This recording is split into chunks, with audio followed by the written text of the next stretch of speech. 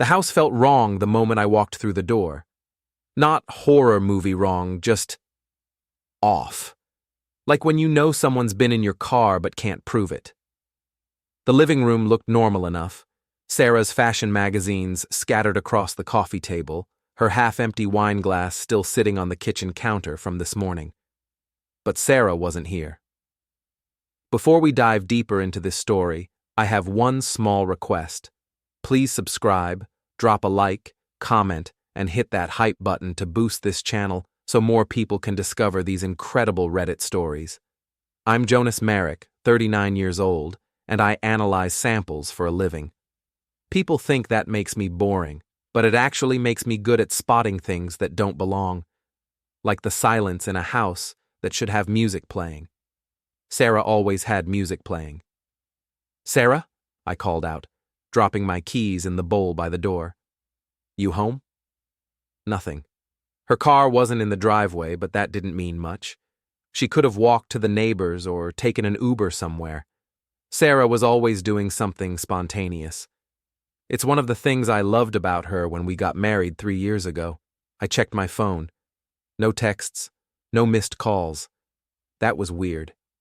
Sarah texted me constantly throughout the day. Pictures of clothes she was buying for the boutique, complaints about difficult customers, random thoughts that popped into her head. Radio silence from Sarah was like radio silence from a talk radio station. Something was definitely wrong. I tried calling her, straight to voicemail. Her phone was either drained or turned off. If I wanted to be single, I'd have learned to cook, I muttered to myself, opening the fridge and staring at its pathetic contents. Leftover Chinese takeout, some questionable milk, and a bag of carrots that Sarah bought in a fit of healthy eating that lasted exactly 2 days. I called her best friend Kim first. Kim worked at the boutique with Sarah and knew everything about everyone. If Sarah was anywhere, Kim would know. "Hey, Jonas," Kim answered on the third ring. Her voice sounded weird, rushed.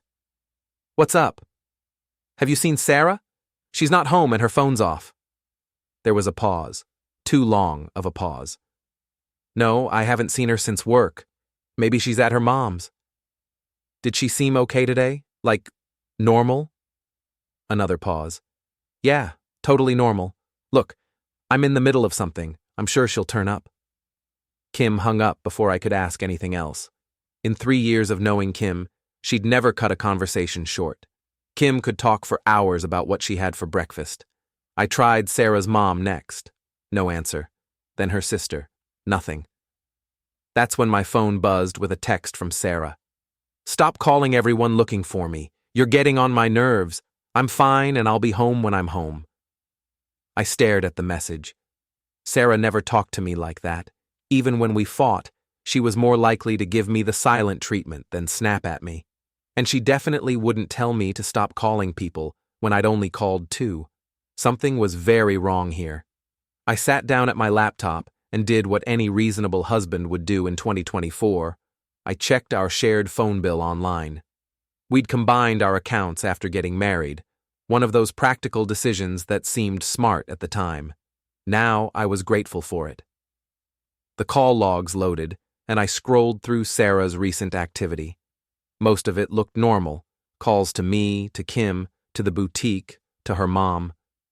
But there, starting about 6 weeks ago, was a number I didn't recognize. A lot of calls to that number. Late-night calls. Calls that lasted hours. I cross-referenced the number with our contacts. Nothing.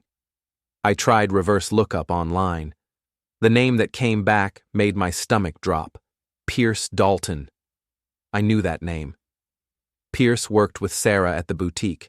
He was the assistant manager, some pretentious guy in his early 40s who drove an Audi and always wore expensive cologne. Sarah had mentioned him a few times, usually complaining about how he thought he was better than everyone else.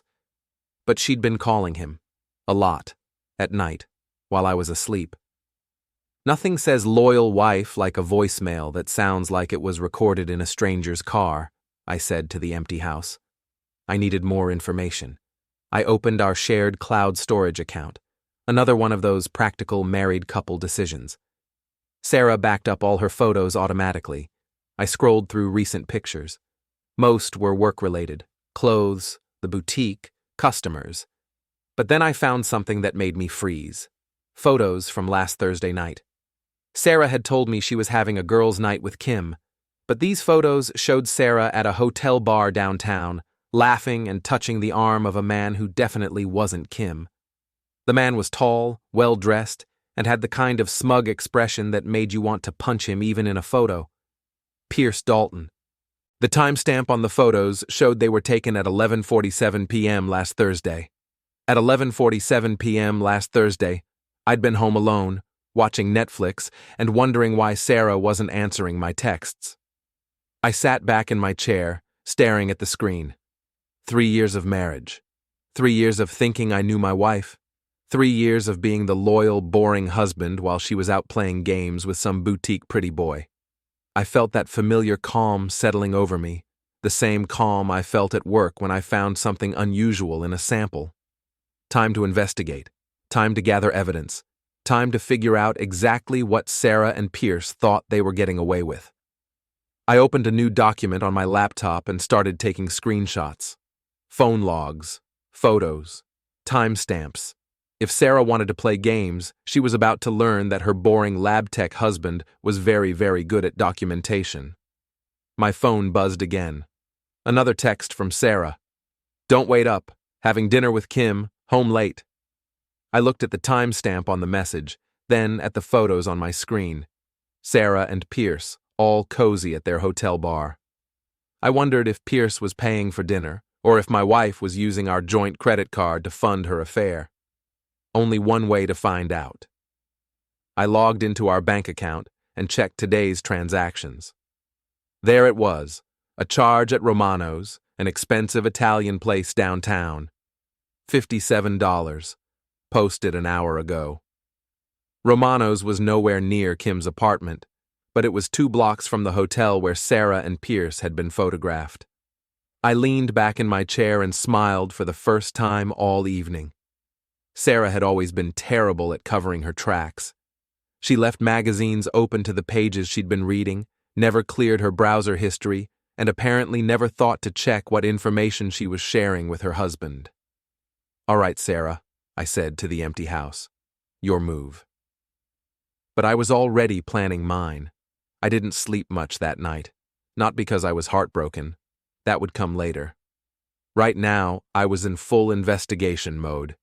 Sarah came home around 2 a.m., slipping into bed quietly and pretending to be asleep when I rolled over.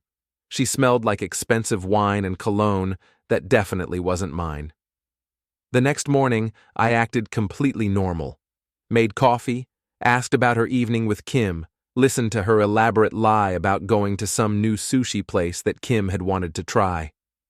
Sarah was a good liar, I'd give her that.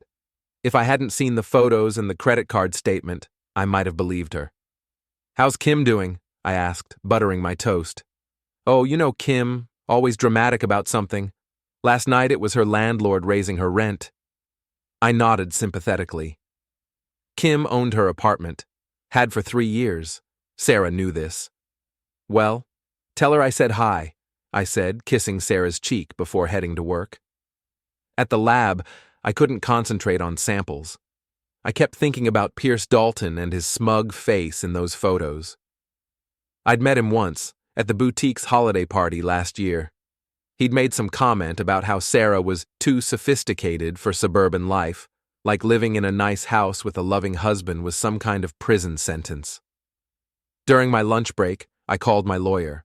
Clara Wyatt was a family law attorney who'd handled my sister's divorce 2 years ago. She was ruthless, expensive, and had a sense of humor darker than mine. "Jonas Merrick," she said when her secretary put me through. "Please tell me you're not calling about what I think you're calling about." "Depends what you think I'm calling about." "Your wife's cheating on you and you want to know your options." I shouldn't have been surprised. Clara was good at reading people. "How did you—" "Lucky guess. Also, you sound like my sister did when she found out her husband was sleeping with their real estate agent. What do you have?" I told her about the phone logs, the photos, the credit card statements. Clara listened without interrupting, occasionally making notes. "Good documentation," she said when I finished. "Texas is a no-fault state, so the adultery won't matter for the divorce itself, but it'll help with property division if you can prove she was spending marital assets on the affair.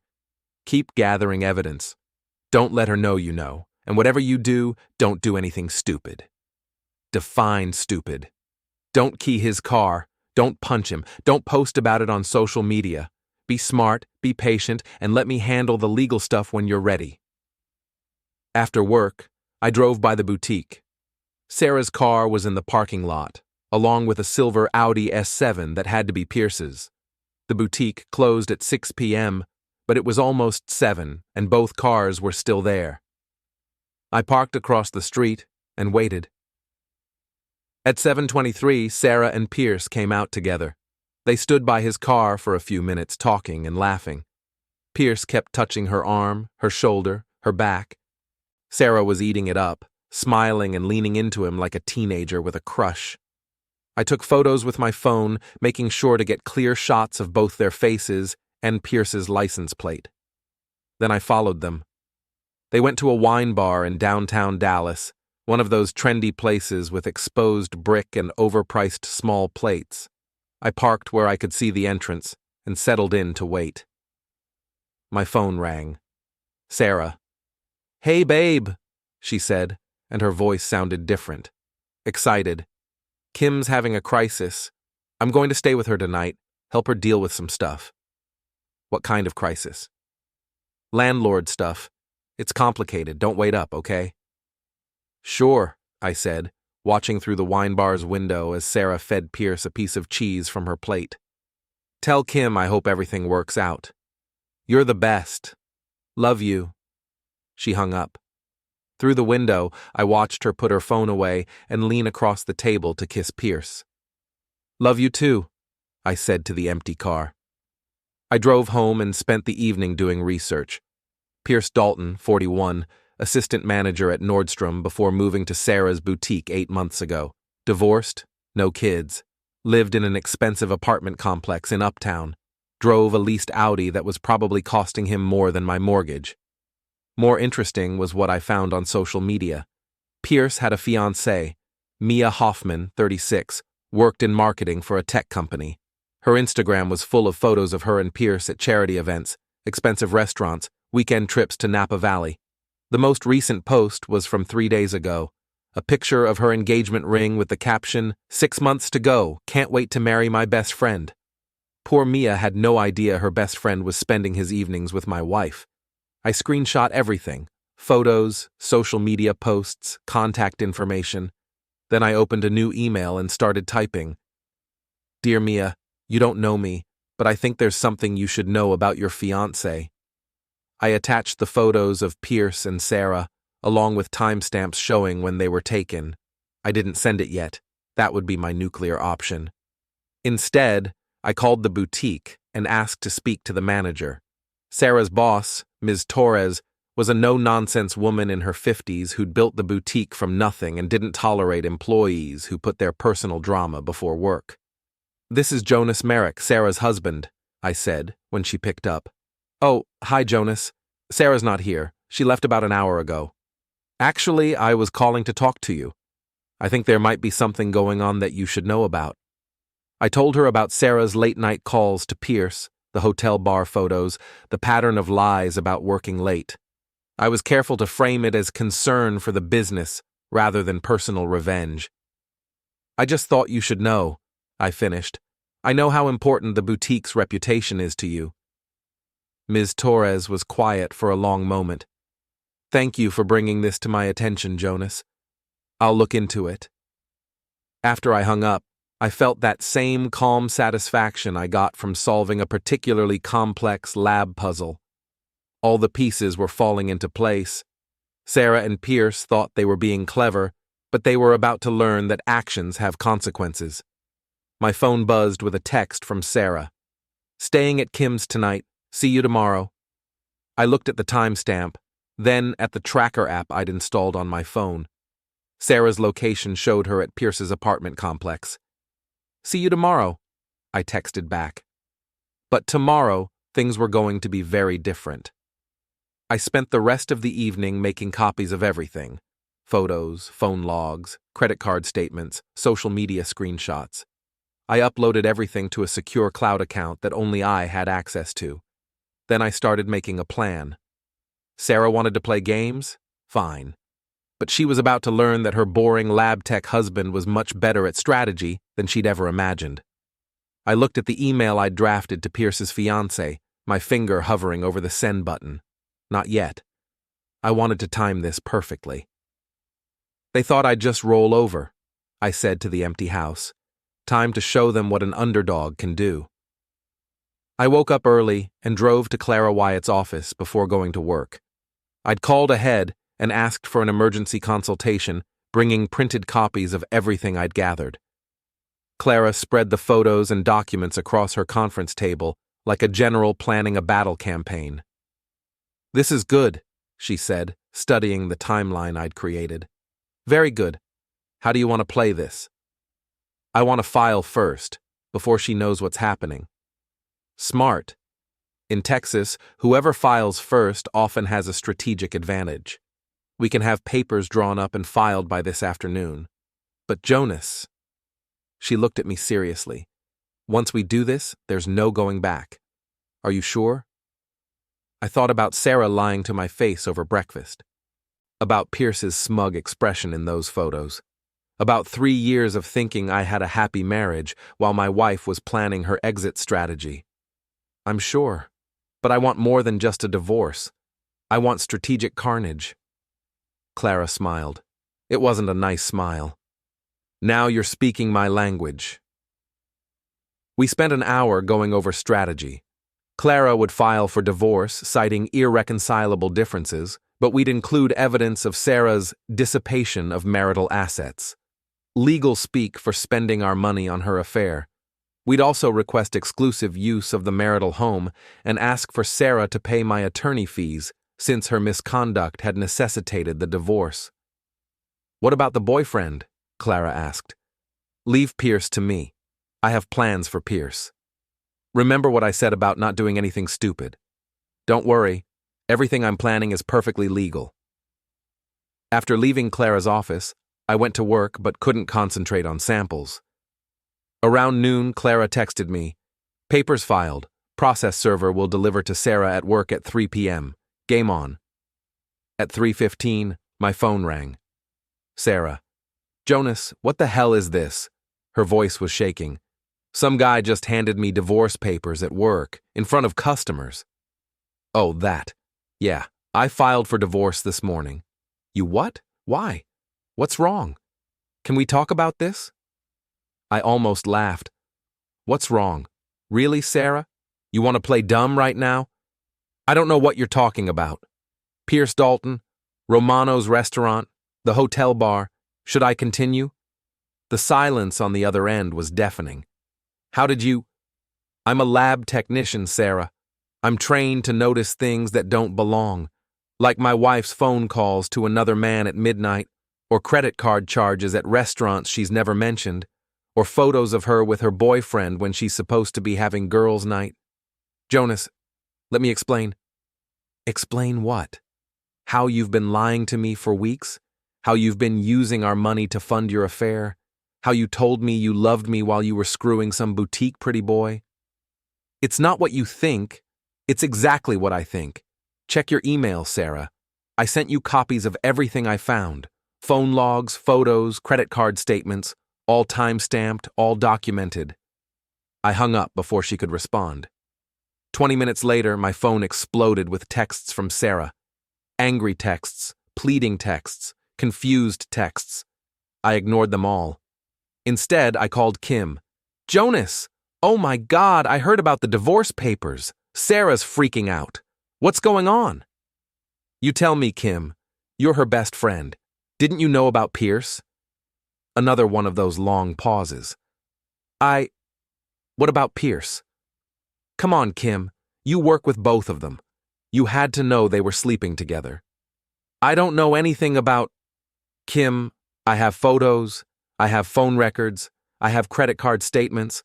I know Sarah wasn't with you last Thursday night, or last Tuesday night, or any of the other nights she said she was having girls' night with you. Kim sighed. Look, Jonas, it's complicated. No, it's really not. My wife was cheating on me, and you helped her cover it up. That's not complicated. That's just shitty. She was going to tell you. When? After she'd cleaned out our bank account? After she'd moved in with Pierce? When exactly was she planning to tell me? Kim didn't have an answer for that. Here's what's going to happen, I continued. You're going to stop covering for Sarah. You're going to stop lying for her. And you're going to think real hard about whether you want to be friends with someone who treats people the way Sarah treated me. I hung up before Kim could respond. Next, I drove to Pierce's apartment complex. It was one of those modern high-rise buildings with a doorman and valet parking. Pierce's silver Audi was in the garage, gleaming under the fluorescent lights. I'd brought a small toolkit from home. Nothing dramatic, nothing that would cause permanent damage. I just wanted to send a message. I let the air out of all 4 tires. Then I used a washable marker to write "Home Wrecker" across his windshield. Finally, I tucked a note under his windshield wiper. Stay away from my wife. This is your only warning. J.M. The whole thing took less than 5 minutes. By the time Pierce found his car, I was long gone.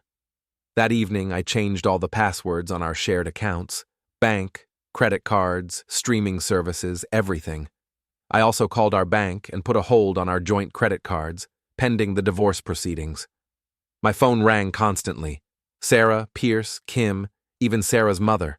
I ignored them all. Around 8 p.m., Sarah showed up at the house. I'd changed the locks that afternoon. Another piece of advice from Clara, so she couldn't get in. She pounded on the door. Jonas, open up! We need to talk! I opened the door, but kept the chain lock engaged. What do you want, Sarah? I want to talk to my husband. Your husband is divorcing you. If you want to talk, call my lawyer. This is my house, too. Not anymore. Check the divorce papers. I'm requesting exclusive use of the marital home. You can pick up your things tomorrow between noon and 2 p.m. I'll have my friend Gabe here to supervise. You can't just kick me out. Actually, I can. Texas law allows it when one spouse has committed adultery and is dissipating marital assets. Clara explained it all to me. Sarah's face went white. How much do you know? Everything. Phone calls, hotel visits, restaurant charges, the works. I even know about Pierce's fiancée. His what? I showed her my phone, displaying one of Mia's Instagram posts. Mia Hoffman. They're getting married in 6 months. Did Pierce forget to mention that? The look on Sarah's face was worth every penny I was paying Clara. You're lying. Check his social media, or better yet, ask him yourself. I'm sure he'll have a great explanation for why he's engaged to one woman and sleeping with another.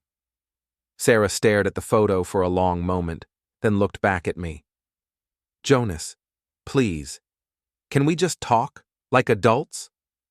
We are talking like adults. Adult Sarah cheated on adult Jonas, so adult Jonas filed for divorce. Very adult conversation. I made a mistake. You made a lot of mistakes, for weeks, with another man, in hotels, using our money. I started to close the door. Call my lawyer if you want to discuss terms. Jonas, wait. I closed the door and turned off the porch light. Through the window, I watched Sarah sit in her car for almost an hour, crying and making phone calls, probably to Pierce, probably asking him about his fiancée. Around 10 p.m., she finally drove away. I poured myself a beer and sat down at my laptop. Time for phase 2 of my plan. I opened the email I'd drafted to Pierce's fiancée and hit send. Then I opened Facebook and posted a carefully worded status update. Going through a difficult time right now. Thanks to everyone who's been supportive. Sometimes you think you know someone, and then you find out you don't know them at all. Grateful for friends who tell the truth. Within an hour, I had dozens of comments asking what was wrong, offering support, demanding details. I didn't respond to any of them, but I knew the gossip mill was already spinning. My phone buzzed with a text from an unknown number. "This is Pierce. We need to talk." I texted back, "No, we really don't. You don't understand the situation." "I understand it perfectly. You're sleeping with my wife while engaged to another woman. Pretty straightforward situation." "It's complicated." "It's really not. Stay away from Sarah, stay away from me, and maybe I won't send those photos to your boss at the boutique." My phone went quiet after that. I spent the rest of the evening boxing up Sarah's clothes and personal items. Tomorrow she could pick them up and figure out where she was going to live. Maybe Pierce would let her move in with him. Of course, he'd have to explain that to Mia first. As I folded Sarah's designer dresses, the ones she'd bought with our money while planning to leave me, I felt that calm satisfaction again. Sarah and Pierce thought they were so clever, so sophisticated, so much smarter than the boring lab tech husband. They were about to learn how wrong they were. "It's almost too easy," I said to the empty house. But I'm not done. The next morning brought chaos. My phone started ringing at 6 a.m. with a call from an unknown number. When I answered, a woman's voice said, "Is this Jonas Merrick?" "Depends who's asking." "This is Mia Hoffman. I think you sent me some photos last night." I sat up in bed. "Oh, hi Mia. I wasn't sure if you'd call. I need to know if these photos are real." "They're real. Taken last Thursday night at the Marriott downtown. Your fiancée and my wife." Mia was quiet for a moment. "How long has this been going on?" "Based on phone records, about 6 weeks. But probably longer." "Snake." Her voice was shaking. "I'm supposed to marry him in 6 months. We just sent out save the dates." "I'm sorry, Mia. I know this isn't easy to hear." "No, don't apologize. Thank you for telling me. I needed to know." She paused. "What are you going to do?" "I filed for divorce yesterday. What about you?" "I'm going to destroy him." I liked Mia already. After we hung up, I got ready for work. Sarah was supposed to come by between noon and 2 p.m. to get her things. I'd asked my friend Gabe to be there as a witness just in case things got ugly. At work, I couldn't concentrate on anything. Around 10 a.m., my phone buzzed with a text from Gabe.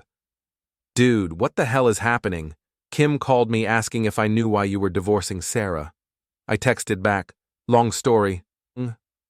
I'll explain when you come over at noon." "This is about Pierce, isn't it?" I shouldn't have been surprised that Gabe knew.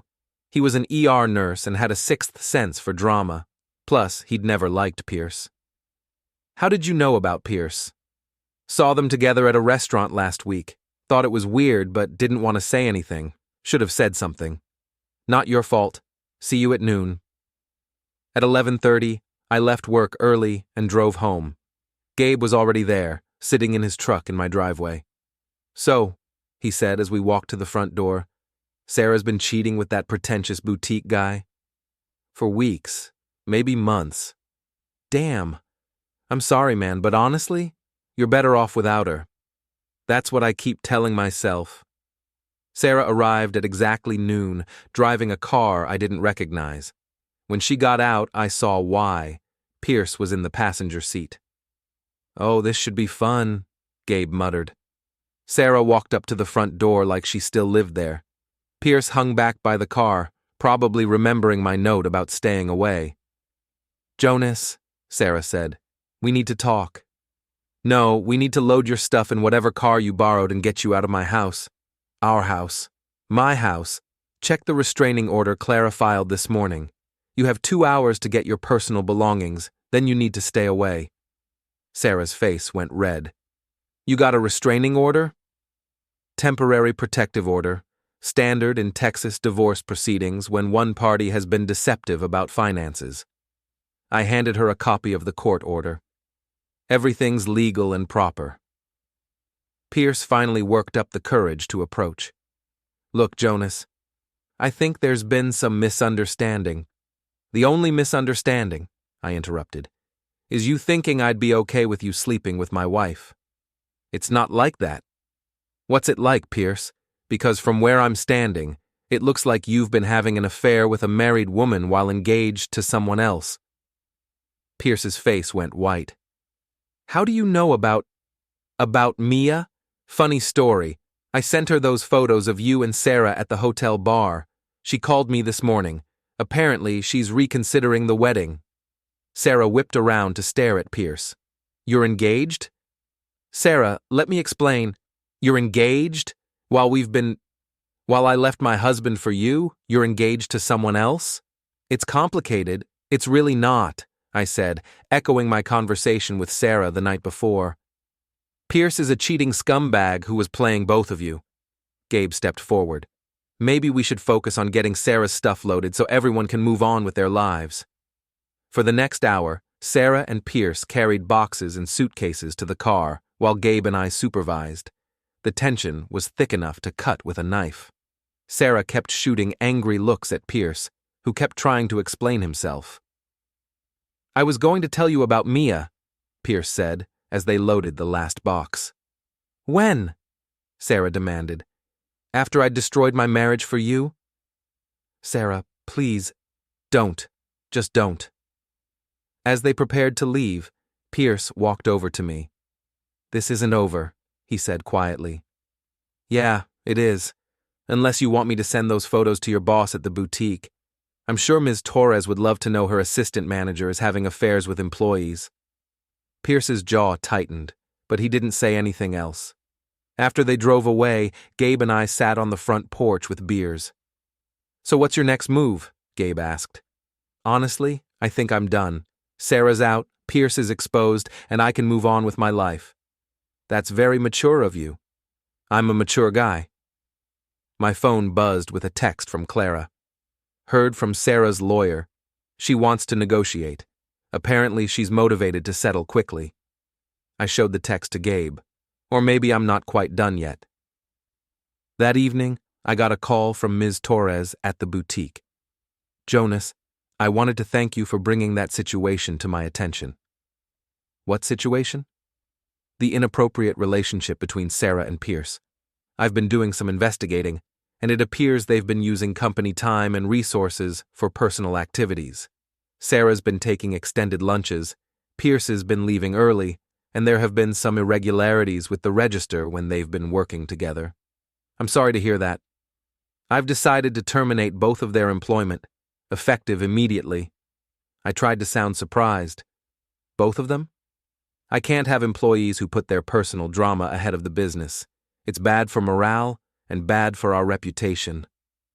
After Ms. Torres hung up, I poured myself another beer and sat on the back deck. In less than 48 hours, Sarah had lost her husband, her home, her job, and her boyfriend's fidelity. Pierce had lost his fiancée, his job, and probably his dignity. My phone rang. Sarah. Jonas, please. I just lost my job. Pierce lost his too. We have nowhere to go. That's not my problem anymore, Sarah. Please, can't we work this out? I'll end things with Pierce. We can go to counseling. Sarah, Pierce is engaged to another woman. You didn't leave me for him. He was using you as a side piece while planning to marry someone else. I know, but nothing. You made your choices. Now you get to live with the consequences. I have nowhere to stay. Figure it out. You're a smart woman. You'll think of something. I hung up and turned off my phone. Sitting there in the quiet of my backyard, I felt something I hadn't felt in months. Peace. No more lies, no more wondering where Sarah really was, no more pretending everything was fine when it wasn't. Tomorrow, I'd start figuring out what the rest of my life looked like. But tonight, I was just going to enjoy the silence. My phone buzzed one more time before I turned it off completely. A text from an unknown number. This isn't over. You destroyed my life. Pierce, apparently, wasn't taking his downfall well. I smiled and deleted the message. Game on, lover boy. Pierce's threatening text turned out to be just the beginning. Over the next few days, he escalated from angry messages to actual harassment. He drove by my house at all hours, called my work pretending to be various people, and even tried to get into my apartment complex's parking garage. I documented everything, of course. Screenshots of messages, photos of his car parked outside my house, recordings of the weird phone calls. Clara was building quite a file. "You need to take this seriously," she told me during our weekly check-in. "This guy is unhinged." "I am taking it seriously. That's why I'm documenting everything." "I mean, you need to consider a restraining order, or at least tell the police." "Not yet. I want to see how far he's willing to take this."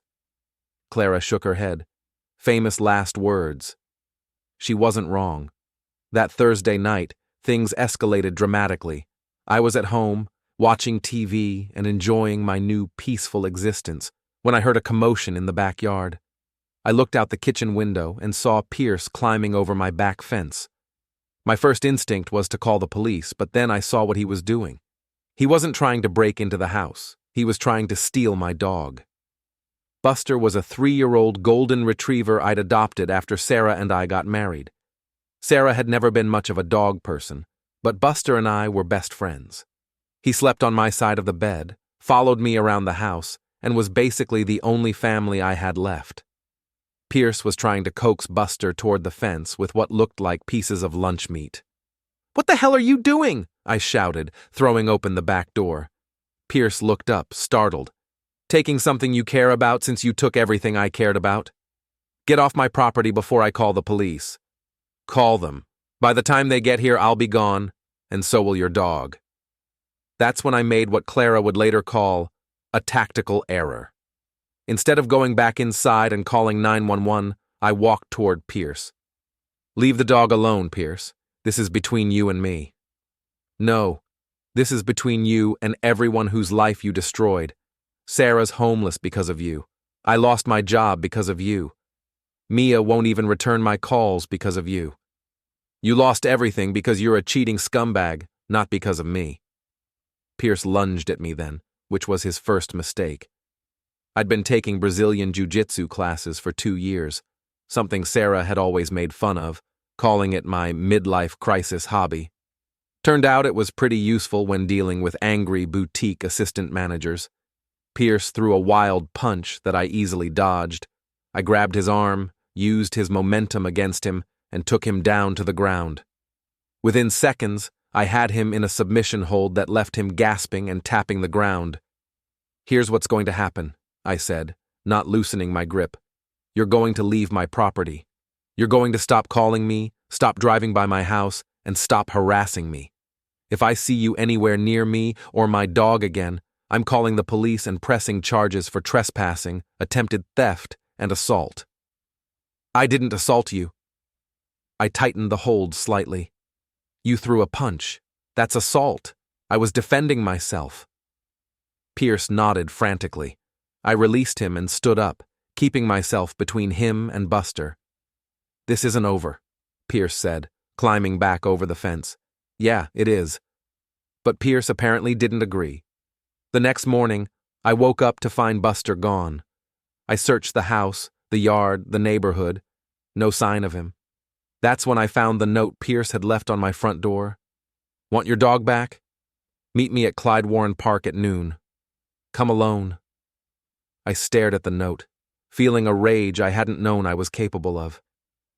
Pierce had crossed a line. "You don't mess with a man's dog." I called Gabe. "I need backup." "What kind of backup?" "The kind where you help me get my dog back from a psychopath." "On my way." Gabe arrived 20 minutes later with his cousin Eddie, an ex-Marine who looked like he could bench press a small car. "So this is the guy who's been harassing you?" Eddie asked, looking at Pierce's photo on my phone. "That's him, and now he's kidnapped my dog. What's the plan?" I looked at the note again. "Pierce wants to meet at the park at noon. We'll be there, but not the way he's expecting." Clyde Warren Park was a large urban park in downtown Dallas, always crowded with families, joggers, and food trucks. Pierce had probably chosen it thinking the public setting would prevent me from doing anything dramatic. He was wrong. We arrived early and spread out around the park. I went to the designated meeting spot, a bench near the dog park, which Pierce probably thought was clever. while Gabe and Eddie positioned themselves where they could watch but not be seen. At exactly noon, Pierce showed up with Buster on a leash. My dog looked confused but unharmed. "Glad you came," Pierce said, sitting on the bench next to me. "Where's my dog?" "Safe, for now." "Pierce, you're digging yourself a deeper hole. Kidnapping someone's pet is a felony in Texas." "I didn't kidnap him. I rescued him from a bad situation." "Give me my dog and walk away. This is your last chance to do this the easy way." Pierce laughed. "You think you're in control here? You destroyed my life, Jonas. My fiancée left me. I lost my job. Sarah won't even talk to me anymore. I have nothing left to lose." "You have your freedom. For now." "Are you threatening me?" "I'm promising you. Give me my dog, or this gets ugly." Pierce stood up and started walking toward the parking lot, pulling Buster with him. "Follow me and I'll let him loose on the highway." That's when Gabe appeared, seemingly out of nowhere, and blocked Pierce's path. "Going somewhere?" Gabe asked. Pierce spun around and saw Eddie approaching from the other direction. "What is this?" "This," I said, standing up, "is you returning my dog and apologizing for being a psychotic stalker." "I'm not giving you anything." Eddie stepped forward. He was about 6'4" and looked like he could crush Pierce without breaking a sweat. The man asked for his dog back. Pierce's face went white. He looked around the park, probably hoping to see a police officer or security guard, but found nothing. "This is assault." "No," I said. "This is 3 friends having a conversation in a public park. Nobody's touched you. Yet." Pierce's hands were shaking as he held Buster's leash. My dog was looking back and forth between all of us, tail wagging, probably thinking this was some kind of game. "Fine," Pierce said finally. "Take the stupid dog." He dropped the leash and started to walk away, but Eddie stepped in front of him again. "Aren't you forgetting something?" Eddie asked. "What?" "The apology." Pierce looked at me with pure hatred in his eyes. "I'm sorry." "For what?" "For taking your dog." "And?" "And harassing you." "And?" "And sleeping with your wife." I picked up Buster's leash and scratched behind his ears. He jumped up on me, tail going crazy, clearly happy to be back with his person. "Good boy," I said to Buster. Then I looked at Pierce. "If I see you again, if you call me again, if you so much as drive down my street again, I'm calling the police and pressing charges for everything: trespassing, theft, stalking, harassment, and anything else my lawyer can think of. Are we clear?" Pierce nodded. "I can't hear you." "We're clear." "Good. Now get out of here before I change my mind about pressing charges." Pierce practically ran to his car. As he drove away, Gabe clapped me on the shoulder. "Feel better?" "Much better." Eddie grinned. "That was fun. Let me know if you need any more help with your ex-wife's boyfriend." "Ex-boyfriend," I corrected, and I think he's learned his lesson. We were walking back to our cars when my phone rang. Clara. "Jonas, we have a problem. Sarah's lawyer just called. She's claiming you threatened Pierce and stole property from her." "What property?" "The dog. Apparently she's saying Buster was a marital asset, and she has a right to him." I looked down at Buster, who was happily trotting beside me, completely oblivious to the legal drama surrounding him. "Bring it," I said. "I'll sue her for being an idiot." Clara laughed. "I'll handle it. But Jonas, maybe lay low for a few days. Let things cool down." "No problem. I think the excitement is over anyway." I was wrong about that too. The final confrontation came on a rainy Thursday night in November, exactly 6 weeks after I'd first discovered Sarah's affair. What started as a simple divorce had escalated into something resembling a small war, with casualties mounting on both sides. Sarah and Pierce had both hired lawyers and were fighting the divorce settlement with everything they had. They'd contested the property division, challenged my right to keep Buster, and even tried to claim I'd been emotionally abusive during our marriage. It was all nonsense, but it was expensive nonsense that was dragging out what should have been a simple divorce. Clara had warned me this might happen. When people know they're caught red-handed, they sometimes go scorched earth, she'd said. They figure if they're going down, they might as well take you with them. But Sarah and Pierce had made a crucial mistake. They'd underestimated exactly how much evidence I'd gathered, and they'd overestimated how much sympathy they'd get from a Texas judge. The hearing was scheduled for Friday morning. Thursday night, I was at home preparing my testimony when I heard cars pulling into my driveway. Multiple cars. I looked out the window and saw Sarah's car, Pierce's Audi, and a car I didn't recognize. Sarah, Pierce, and two people I'd never seen before were walking toward my front door. I opened the door before they could knock. "What do you want, Sarah?" "We need to talk, all of us." "About what?" "About ending this insanity before it goes any further." The two strangers turned out to be Sarah's parents, who'd driven down from Oklahoma to mediate the situation.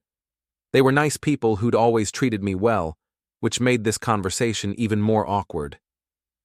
"Jonas," Sarah's father said, "Sarah told us what's been happening.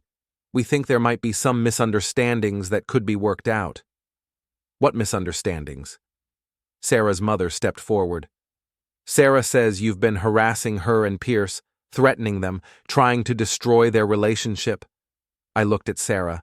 "Is that what you told them?" "I told them the truth." "Really? Did you tell them about the 6 weeks of phone calls to Pierce while you were married to me? Did you tell them about the hotel bar photos? Did you tell them about using our joint credit card to pay for your dates with him?" Sarah's parents looked confused. "What photos?" her father asked. I pulled out my phone and showed them the pictures I'd taken of Sarah and Pierce at the hotel bar. Sarah's mother gasped. "Sarah, what is this?" "Dad, I can explain." "Did you tell them Pierce was engaged to another woman the whole time he was sleeping with you?" I continued. Pierce stepped forward. "That's not relevant. It's completely relevant. You were using my wife as a side piece while planning to marry someone else." Sarah's father looked at Pierce with disgust. "Is that true?" "It's complicated." "No, it's not," I said, for what felt like the 100th time in 6 weeks. "Pierce is a cheating scumbag who destroyed my marriage for his own entertainment." Sarah's mother was staring at her daughter like she'd never seen her before. "Sarah Elizabeth, how could you do this?" "Mom, you don't understand. I understand perfectly. You cheated on your husband with an engaged man and then tried to make it sound like Jonas was the problem." The conversation went downhill from there. Sarah's parents apologized to me repeatedly, demanded to know how Sarah could have been so selfish and stupid, and told Pierce he was no longer welcome in their family. Pierce, realizing he was outnumbered, tried to leave, but Sarah's father blocked his path. "You're not going anywhere until we sort this out," he said. "Sir, with all due respect, this isn't your business." "My daughter is my business, and you've turned her into someone I don't recognize." That's when Pierce made his final mistake.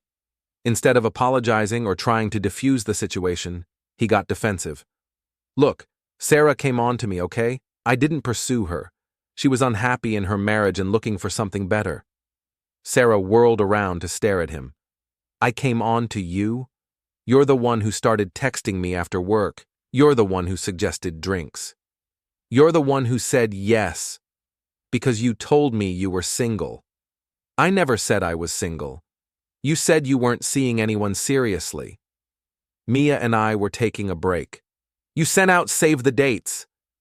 Watching Sarah and Pierce turn on each other was like watching a nature documentary about predators fighting over a carcass. Fascinating and disgusting at the same time. Sarah's father had heard enough. "Pierce, I want you off this property. Now." "You can't tell me what to do." "Actually, I can," I said. "This is my property, and I'm telling you to leave. If you don't, I'm calling the police." Pierce looked around at all of us, me, Sarah, her parents, and realized he was completely alone. "Fine, but this isn't over." "Yeah, it is," I said. "Tomorrow morning, you're going to withdraw your objections to the divorce settlement. You're going to stop harassing me, stop contacting my lawyers, and disappear from my life forever."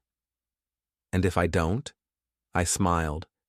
"Then I send the video of you crying in the dog park to everyone in your contact list." Pierce's face went white. You recorded that? I record everything, Pierce. I'm very thorough. After Pierce left, Sarah and I sat down with her parents to work out the final details of the divorce. With her parents there to witness everything, Sarah finally agreed to a fair settlement. She'd get half the value of the house, but I'd keep the house itself. We'd split our savings, but I'd keep my retirement accounts. Most importantly, I'd keep Buster. I'm sorry, Jonas, Sarah said as her parents prepared to leave. I know that doesn't fix anything, but I am sorry. I know you are. But sorry doesn't undo 6 weeks of lies. Can you ever forgive me? I thought about it for a moment. Maybe someday, but not today. After they left, I sat in my living room with Buster, listening to the rain on the roof. My phone buzzed with a text from Clara. Heard the settlement meeting went well. Papers should be final by next week. I texted back. Thanks for everything. What are you going to do now? I looked around my house, not our house, and felt something I hadn't felt in months. Hope. Live my life. The next morning, I woke up to find Pierce's Audi being repossessed from his apartment complex parking lot. Apparently, losing his job had made it difficult to keep up with his lease payments. I also got a call from Mia, Pierce's ex-fiancée. I wanted to thank you, she said, for telling me the truth about Pierce. How are you doing? Better. Much better. I'm seeing someone new, actually. Someone who doesn't think being engaged means you can sleep with other people. Good for you. What about you? Any plans to start dating again? I looked at Buster, who was sprawling across the couch like he owned the place. Eventually. Right now, I'm just enjoying the peace and quiet. Well, if you ever want to grab coffee sometime, let me know. I think we'd have a lot to talk about. After we hung up, I realized I was smiling. For the first time in months, I was actually looking forward to the future. That afternoon, I got one final text from Sarah. Saw Pierce at the grocery store. He's working there now. Looks miserable. I didn't respond. There was nothing left to say. Sarah had lost her husband, her home, her job, and her dignity. Pierce had lost his fiancée, his job, his car, and his self-respect. Both of them were starting over from scratch, trying to rebuild lives they'd destroyed through their own selfishness and stupidity. As for me, I had my house, my dog, my job, and my self-respect. I'd learned that I was stronger than I'd thought, smarter than people gave me credit for, and capable of fighting back when someone tried to take advantage of me. I sat on my back deck that evening, watching Buster chase squirrels in the yard, and felt completely at peace. The rain had stopped, the sun was setting, and tomorrow was the first day of the rest of my life. My phone buzzed one last time. A text from an unknown number. You won. I looked at it for a moment, then deleted it without responding. This had never been about winning or losing. It had been about standing up for myself and refusing to be treated like a fool. But if Pierce wanted to think of it as a game, then yes, I'd won. I'd won completely.